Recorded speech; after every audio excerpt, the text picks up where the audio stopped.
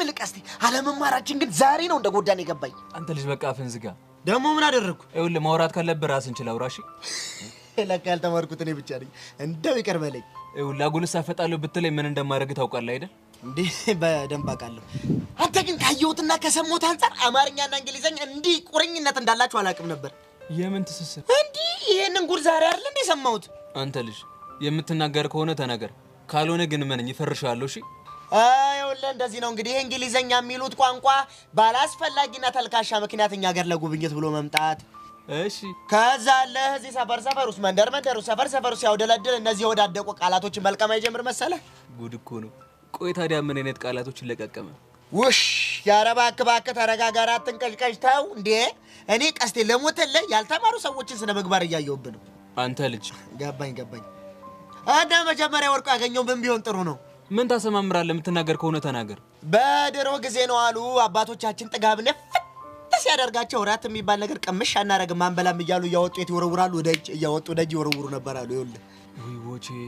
ቆይ ግን ዛሬ እንዴት ያዛከኝ እንደሆነ ታውቋል ዛጋ በትዝግስ ይሄን ዕውቀት ስንት ተጨንቂ ተጠብብ የማመጣው መሰለ እሺ ቀጥል ይሄ ሰሞኑ ከዛማ ቶ እንግሊዘኛ ሰፈር ለሰፈር ስታውደለድል አባቶቻችን ይጣሉትን ራት አግኝታ በደግ ሊበለው ባልሆነ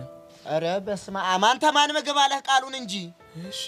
ከዛማ ይሄንን ቃል ወስዶ ለምን ይተቀመው መሰለ የኛን ራት ይወስድና ለአይጣ ይተቀመው መሰለ ምን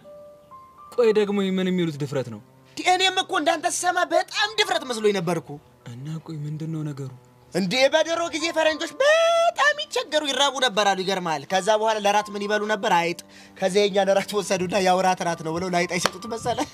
አንተ የምር ነው እንዴ ቦቼ ለሞተለ አልገረመህም ግን እንዴ በጣም ቆይ ደግሞ ሌላስ ምን ወሰዱ ዳራ ብዙ ነው አሉ እንዴ የነሱ መልከስከስማ እኮ ሽንት ቤቱ ላደርሷል ማለት ሽንት ቤትስ ገብተው ምን የሚለውን ቃል ቢወስዱ ጥሩ ነው ቆይ ደግሞ ምን ወሰዱ እኔማ ስሰማ ከው ድንግጥ እኮ ነው ያልኩት ካፌ ውስጥ እንዴ አረ የሚለውን ቃል ይወስዱ መሰለ አንተ ሄድ ከዚህ አንተ ደግሞ ብለው ከሰሙ የምታወሩ ነገር አታውቅ እንዴ ላስረዳሃ ይኸውልህ አሁን ዝም በል ብያለሁ ዝም በል እሺ እንደው ምን አለበት ዕውቀት እንኳን ብትቀስም ቀስቴ ታው ቆይ እኔ ቀስቴ ዝም ብዬ ስሰማ ሳላቅ የምሰማ ነው እንደሚመስልህ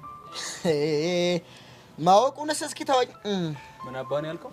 አረ እኔ ምን